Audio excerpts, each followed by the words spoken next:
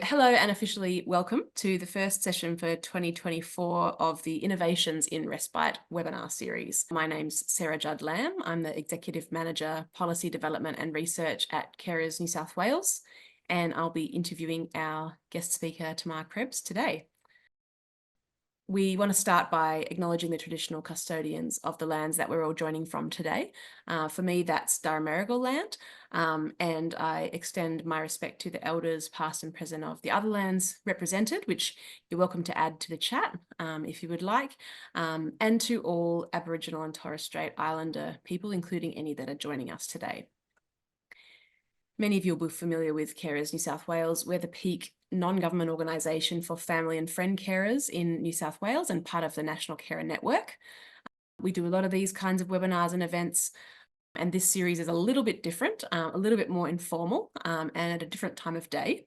So this series we've called Café Conversations because we, working in the community sector as a peak body, we get to chat to lots of really interesting people about interesting things. And what we're trying to do with this series is to bring you in on that conversation. So you can hear about some of the different innovative models and initiatives that are around in the sector, and to sort of stimulate some, I guess, discussion and innovation in the area of respite, which is a really important and difficult policy and service area. And so some of you have been around for our November and December editions of this series last year. We'll also be doing regular sessions in the coming months, which you'll hear about a little bit at the end. If you've registered for one of these, you'll be notified about the others in the series. So rest assured that you should hear about it. Please also stay tuned for the Carers New South Wales e-newsletter and social media for notifications of new sessions. We started in November with a session with someone from Scotland talking about an exciting program over there. In December, we had a session from one of our own researchers about our work on respite. You can find those recordings on the Carers New South Wales YouTube channel, which I will get my colleague Melissa to post a link to in the chat. This session will also be posted there once the recording is edited. So without further ado, I would like to introduce you to today's guest that I'll be interviewing. We'll start with an interview till around 9 o'clock. And then for those that are able to stick around past 9, we've got 15 minutes just for open questions. You can show your face then if you want and actually ask a question directly. But throughout the interview for the next 30 minutes, feel free to add in the chat any questions or comments. Feel free to be interactive, and we'll hear a little bit from Tamar about her work and their work at Group Homes Australia. So Tamar is the Executive Director and founder of Group Homes Australia. And we approached Tamar about today's conversation because Group Homes Australia is one of the New South Wales providers of the new dementia-specific respite funding from the Australian government that came out last year. And if you're not familiar with that, it's a really interesting model that came out of the Royal Commission, and we're really excited to share with you a little bit more about that, hearing about Tamar's organisation and their model. So welcome, Tamar. Thank you so much for joining us today. Thank you for having me, Sarah. And can you start by just telling us a little bit about yourself and about your organisation? Sure. So thank you everyone for being here. My name is Tamar. I'm the founder of Group Homes Australia, which is a small household model of 6 to 10 people living in the community. We have 22 homes, and we primarily focus on people living with dementia.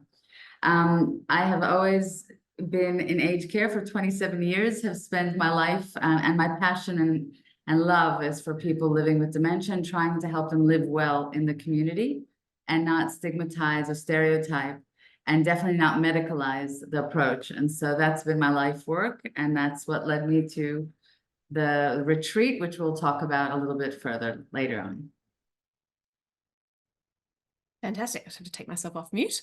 Remember to do that. That's really great to hear a bit of a background about you. So you mentioned the retreat program. Would you mind giving us a quick elevator pitch about Rementia Together and how it came about? Sure. So like I said, 27 years very much in the care space. And about 3 years ago, I started thinking about how is it that people get diagnosed with dementia, which is terminal, progressive, degenerative, and they're giving the diagnosis, no cure, no support, and basically they have to learn to live with it. And often in the media, it's referred to as suffering with dementia, when in actual fact, the only people that make them suffer is society and the medical system. And so the idea is to try and say, well, how do we help someone with this type of disease live well?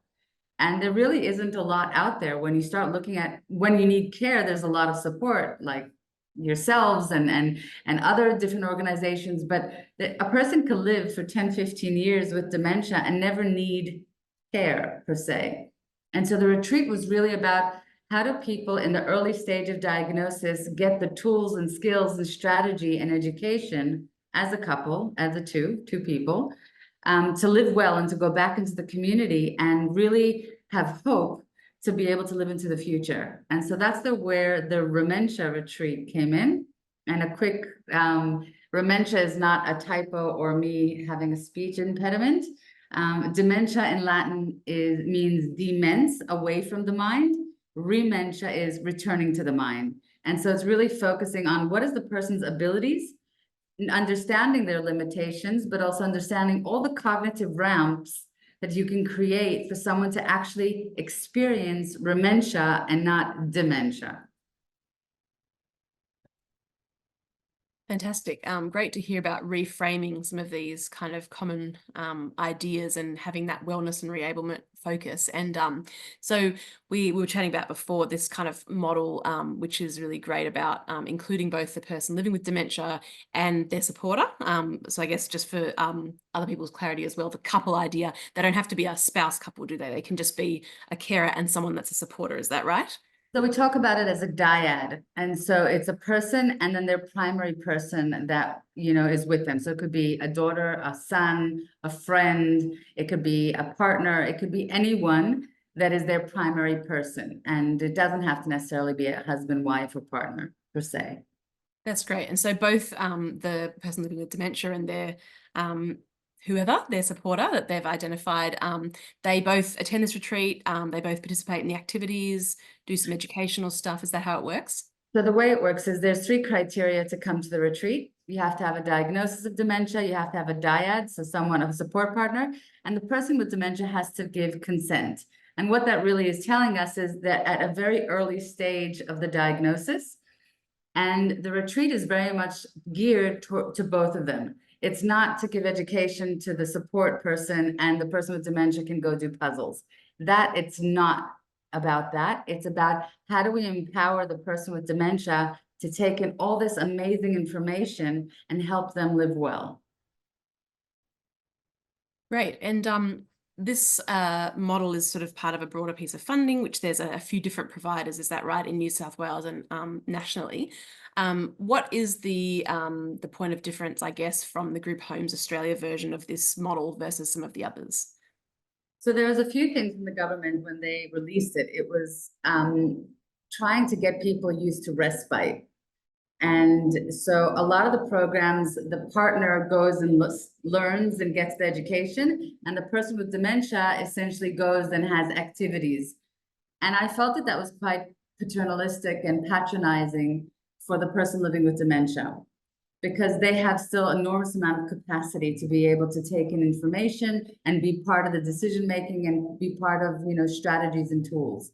And so our program doesn't distinguish between the two. They learn together. They might have sessions that are separate in terms of ventilation and psychological debriefing, but the sessions are constantly geared to give information to both groups. Most of the retreats are about getting people used to respite, and ours is not about respite. It's about helping you live at home. And the other big thing is that it's 5 days as opposed to 3 days. We didn't feel that 3 days, you sort of get there, you have 1 day of education, then you leave. 5 days, it allows you to go through a process of, one, the peer support, the ventilation, the psychological being seen, and then also allowing yourself to start taking information in stages. So it's, quite different. Great, thanks for explaining that. And we were having a bit of a chat before this formally started around kind of the difficulty of a lot of respite services coming in at that pointy end at crisis later in the picture, and maybe providing some like momentary relief, but not necessarily providing lasting kind of benefits to the caring role, just because, it's like we were saying, it's kind of like you have a busy job and you go on a holiday and it feels great for a little while, but quite quickly if your pattern doesn't change, you get tired again. And you were talking a little bit about the importance of that early intervention approach, but also the education element. Did you want to just speak a little bit more about that in terms of outcomes for sustaining that care at home relationship for the person living with dementia and the carer? So our approach is called R&R, because when we looked at the data shows that people tap into respite, the traditional respite, 12 months before they need care. So you sort of need to ask yourself the question, what happens 10, 15 years, or even 5 years beforehand? And what is essentially, it's very much talking about the custodial care approach, but there's so many things that, particularly for people living with dementia or people that are aging, that have nothing to do necessarily with care, with the showering or taking a break. The whole concept of taking a break. I know that if my partner said that they needed a break from me, I'd be quite upset.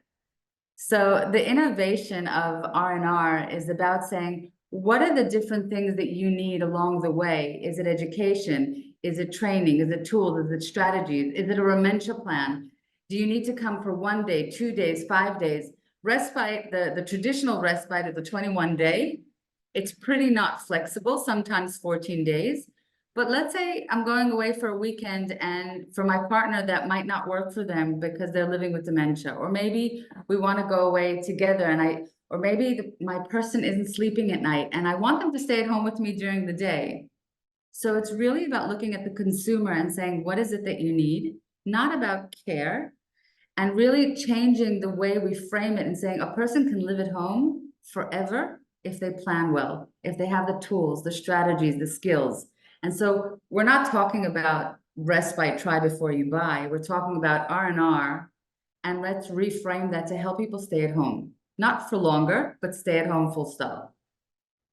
Right. So you're, instead of kind of waiting till the wheels fall off and then providing kind of that desperate break right before we've had enough, you're looking at bringing that forward, giving both people time and space to kind of reflect on their situation, get some new skills and information, look at making a plan, and then putting some things in place to make that more sustainable, or to maybe embed that kind of breaks or relief as they go, so that that is something that they can sustain longer term without having to sort of go to residential aged care or have a big chunk of break. Is that kind of a reasonable assessment?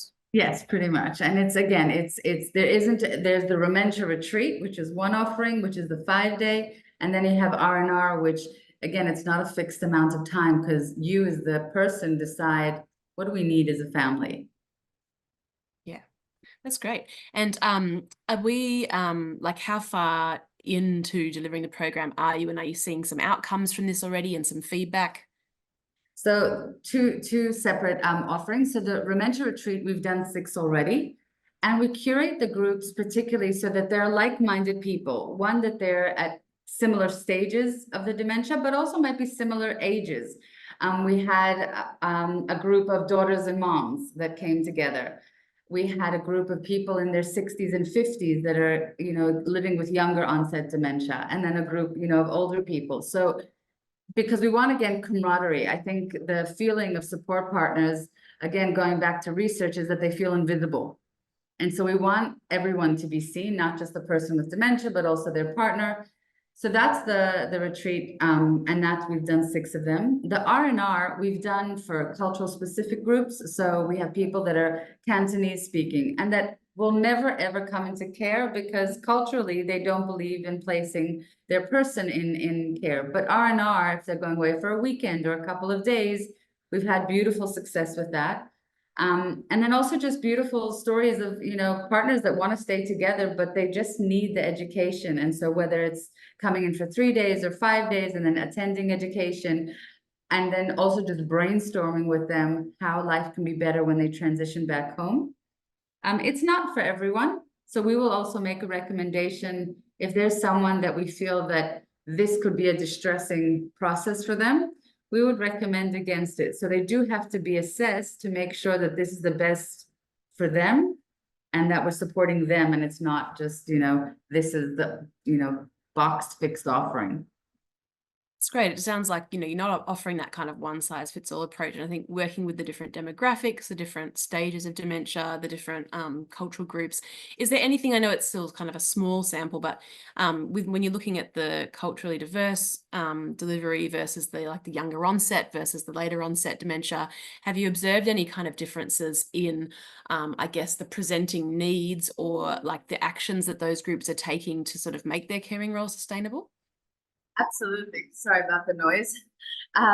Absolutely. There are people that are younger and they're not coming in to have help with showering and toileting.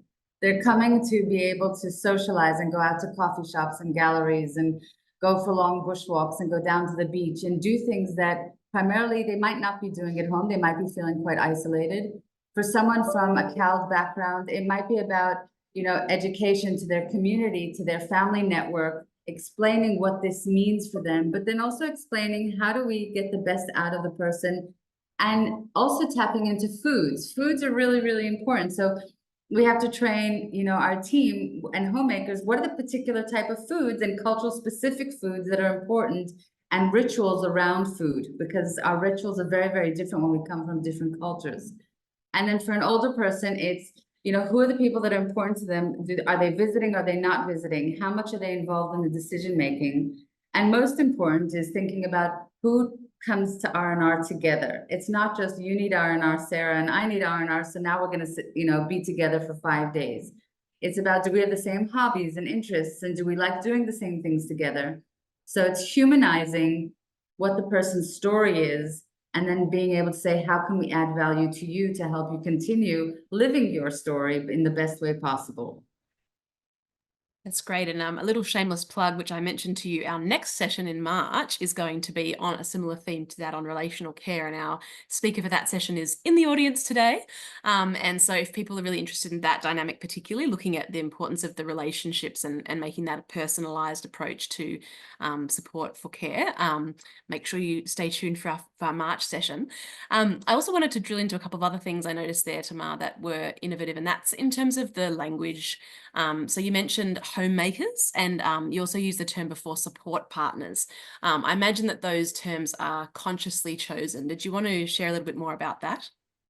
I think when we think, I'm very finicky around language. So I think we could convey messages through the words that we use. And so when we talk about someone suffering with dementia, or someone living beyond their diagnosis, or someone living well, it connotates what I'm trying to achieve. And so at Group Homes Australia, we don't have carers, we have homemakers.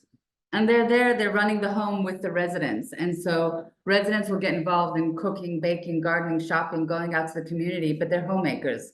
When we call people carers, or, there's so many words, AINs, assistants in nursing, it's talking about this much of a person's day. They're showering, they're toileting, and their eating needs. And to me, that's really boring, and it's important, but not interesting. I don't talk about my care needs during my day. I don't define myself as a sight impaired person because I wear glasses. And so a homemaker is about what's meaningful in a home. Support partner is, the language again about, is it a care partner? Is it a support partner? Is it a carer? For some people, it's around care. For some people, it's about support, but it's a partnership. More than anything, it's a partnership. And we're not creating, someone has authority and someone doesn't. We have a whole dictionary at Group Homes Australia of things we say and things we don't say. Because again, if I'm entering into that industry, I'd be quite scared with the language that's used at the moment. It's quite paternalistic and patronizing. Again, another good plug for the relational care message in March, which we'll promote again at the end of the session. Definitely some really interesting developments there in terms of how people are approached as parts of networks and interdependent. And a big thing that we're passionate about at Carers New South Wales is that partnership terminology when it comes to family and friend carers, which is embedded in legislation in Australia and New South Wales, and just the importance of recognising that care is a partnership, that there is interdependence. So really, really great to see how you've addressed that in terms of your language. The other thing I guess we were talking about earlier, which I thought I'd raise now as we sort of come towards the end of the interview part of this session. We were talking about, it's important to bring innovative models and showcase what different people are doing in the sector, sort of to inspire innovation in other parts. But we were chatting about, innovation as kind of like emulating something that someone else does that you think is cool versus innovation as learning from the process and the thinking about innovation. So I guess you've shared about your model, and there might be some relevance to some of those joining today, and they might think, oh, elements of that could work in disability, or maybe we could look at this idea of care partners. But what did you go through in developing these models in terms of thinking innovatively? And are there any tips that you would want to share with others that are working in the service or policy environment? Sure. And I think that when I think of, doing dementia differently, which is our tagline, it's really doing a sense check with yourself. And this is where innovation and ideas and ideation and creativity comes from, is if the status quo is not something that I want to live with or be a part of, what else is out there? And if I can't find it, can I create it? And if I can't do all of it, can I do some of it? And so it's not about the black and white thinking of everything or nothing, because many, aged care facilities, and I have many colleagues that work in aged care that, they say, oh, I wish we could have the household model, or I wish we could have homemakers. And the first question that I'll always ask people is, can you live in the environment that you're working? And if with integrity and hands on your heart, you can't, that sort of demands for you to say, okay, so then what can I do differently? Is it looking at the smells of the place, the environment, the staffing, the training, the language? Doesn't take so much to change language. We have to just start thinking is, what is it that I want to make a difference? And then decide where can I make that difference? And if we're spending the majority of time at work, our lived hours at work, 8 to 9 hours a day, and some of us more, it's a lot of time to be spending in a place that we don't align and that we don't have the congruency to be able to say, I could be here and continue to work here. So I think that's the opportunity of framing it for whoever's listening and thinking of innovation is, how can you do something differently in your workplace? And again, is it language? Is it training? Is it environment? Is it even how we interact with the people that we're supporting? I think there's great opportunity for us to change the industry one step at a time. That's great. Thank you for those reflections, Tamar. And something that I will, again, unplanned, shameless plug. I might get Mel to put the link for this in the chat. But something we also shared before was in December, one of our staff shared at one of these webinars about some of the work that we'd done over the past few years around looking at how to break down respite as a concept into outcomes, and how to look at flexible and innovative use of resourcing and that sort of thing to achieve those outcomes.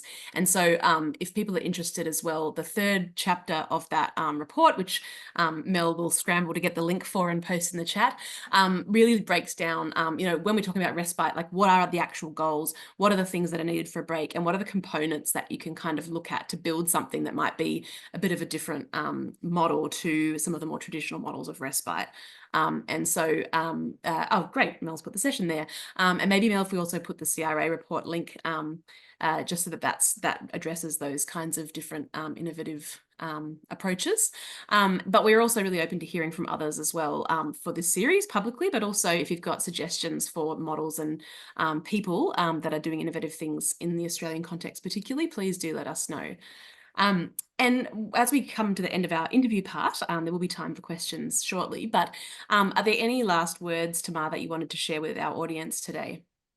I think there's a great opportunity, particularly to change the conversation around dementia. I think we have to stop thinking about it as this people suffering. Again, technology and diagnosis is getting much, much better.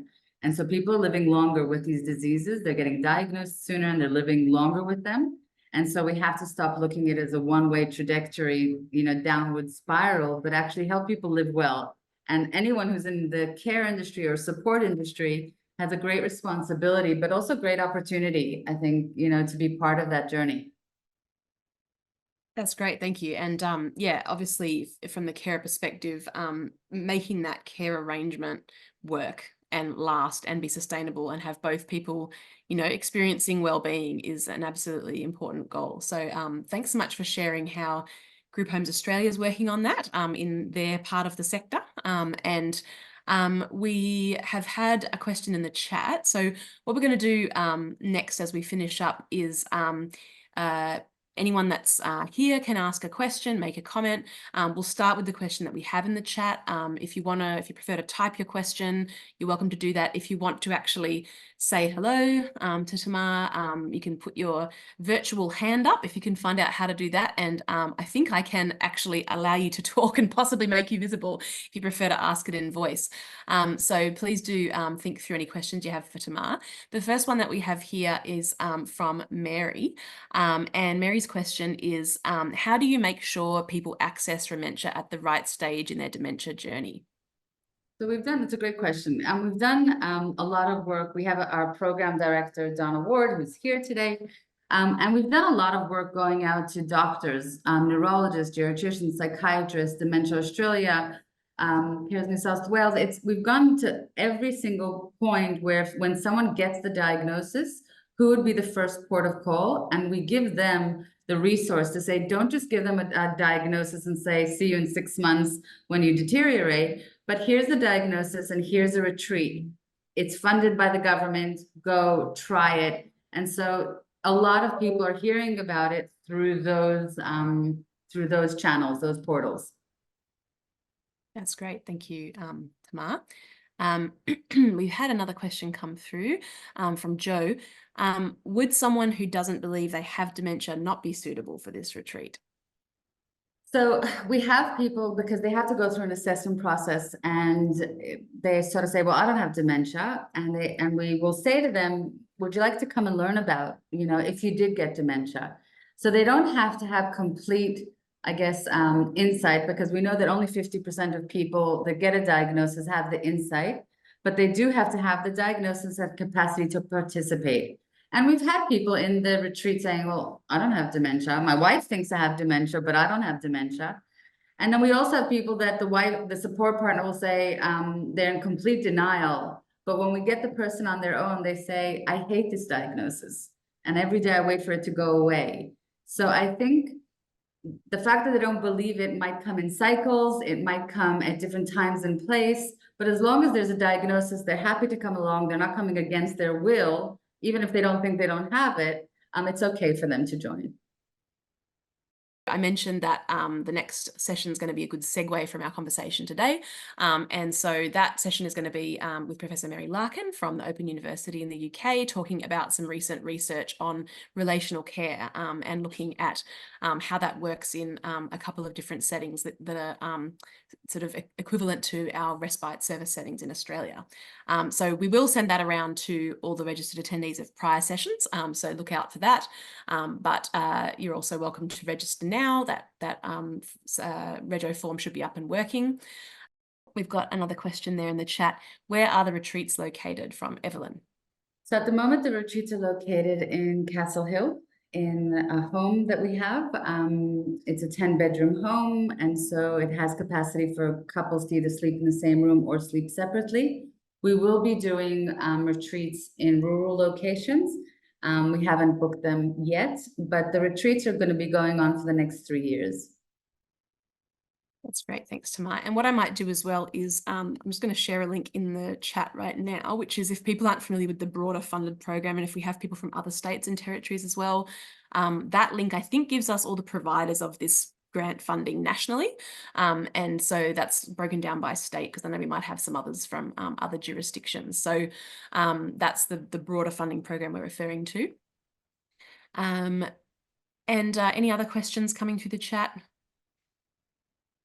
If not, I did have a follow-up question. So while we're waiting for some others, one thing I did want to hear about, we'll go to Evelyn's second question first. Is there a cost? No, so it's fully funded. The retreats are fully funded by government. The R&R is funded if you're an NDIS participant by your short stay, and if you have a home care package by your unspent funds, or you can privately pay. So but the retreat itself is fully funded by government. Thanks for that, Tamar. And we might actually get getting Mel to work hard on the chat. I might actually get Mel to repost the original link from the beginning of the chat to the page about the retreat, just so that people have that contact link where they can find out more information as well. The question I was going to ask, you talked about sort of how you had the different groups and sort of tailored some of the content for the different groups. What other kinds of, I guess, topics or conversations or activities that people are undertaking in this retreat? Like, what are some of the kind of information that they're taking away or talking about?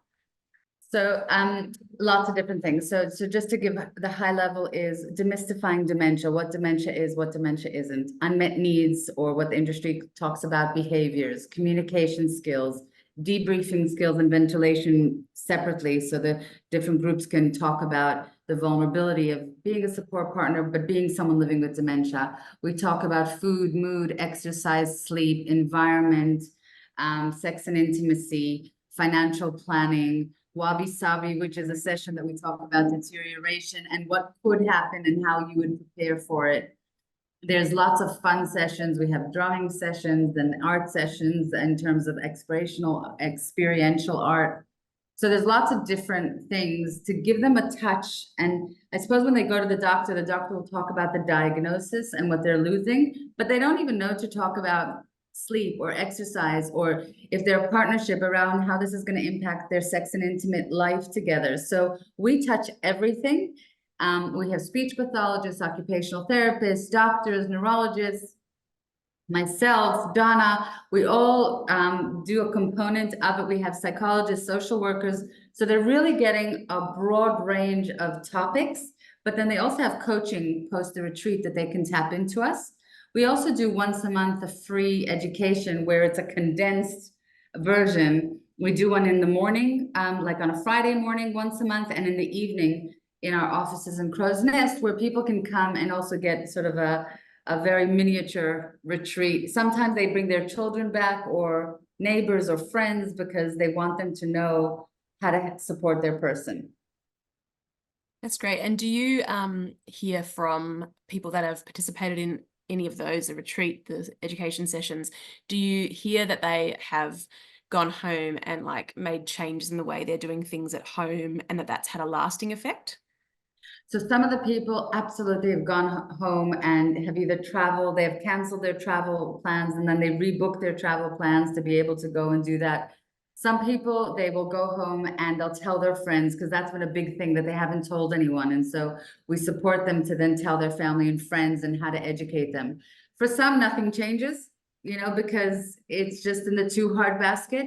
So every person's journey is very different. It's not a magic wand. I wish it was, but it's definitely giving them the tools. And I guess it's also giving them the resource that when they are ready to tap into those resources, they can tap into them. So they know that there's a lifeline and then they're not alone.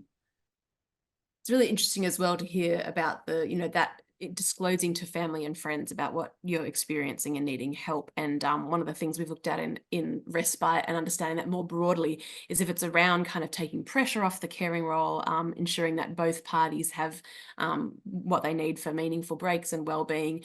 It's so important if there are informal supports in your network that you can tap into to share that caring load and share the emotional load, but also share the practical load. And just that kind of tapping into those informal networks is something that I think people often don't think about in terms of respite because they're often focused on a formal service. So even just sort of building that awareness in the informal network can make a difference in terms of just more regular breaks from some of those caring responsibilities. We did have another question as well in the chat, and I think you kind of addressed this a little bit in terms of the different contributors to the education. You had some different kind of clinical experts contributing to that. The question was, the staff involved are clearly very skilled.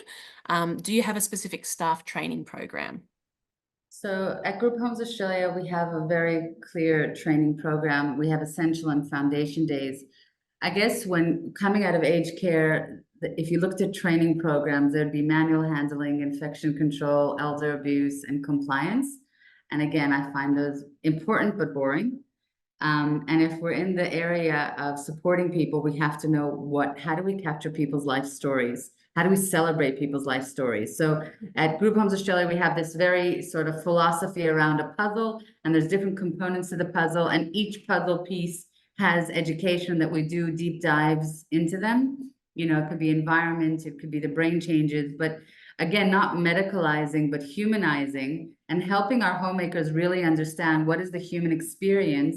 And not, yes, they learn manual handling and elder abuse because those are important, but the focus is on how do we help people really write the narrative of their story, and we don't try and edit it and make it our story and our agenda. And that's a whole, I guess, deviation of traditional aged care. Great, thank you.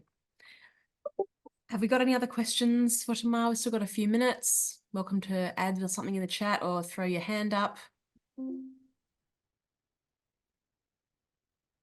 One maybe final question for you, Tamar, unless we have any last minute ones come through, is I guess I know we sort of also talked about you know, any last words you had, but I guess if we have people listening today that, you know, have the capacity to sort of inform their service or you know, design a service or do something like that, if you could give kind of one high level takeaway that sort of captures your approach or your value around this idea of innovations in respite, what would your kind of key takeaway be for them? Include the person with dementia. Stop making the decisions for them without them, but have an inclusive approach so that I don't want to use necessarily the co-design, but co-design is the buzzword. And there's great opportunity to find someone with dementia, ask them what is it that they need, and not assume that just because you've worked in the industry for a long time, you know what they need. And that should be the starting point. Great. Thank you very much. So we're ending there with a really great call, I think, which again is a good segue for our next session on considering a different way of looking at the concept of respite. It's about long-term sustainable caring arrangements in the home and community. It's about putting things in place early. It's about including the person living with dementia or the person requiring care and the persons providing care in a person-centered relational approach. So we've got some really good ideas there, hopefully to fuel some other innovation. And again, the registration for the next session is in the chat. We've shared the links to the Group Homes Australia website and the information about the retreats. We will send out the recording of this session as well once it's edited to everybody that's registered for today, along with our future sessions. And since that's it from the chat questions, we can probably wrap up a little bit early. So just wanted to thank you again, Tamar, for joining us today and for sharing your insights. It's always great to hear about new models and just raise awareness about what's out there. Hopefully those of you that have joined us have some ideas and some actions based on that to start your day. We appreciate everyone joining us so early in the morning, and yeah, we look forward to your feedback and hopefully to having you join us in future sessions. Thank you, Sarah. Thanks, Tamar. Thanks, everybody. Have a great day.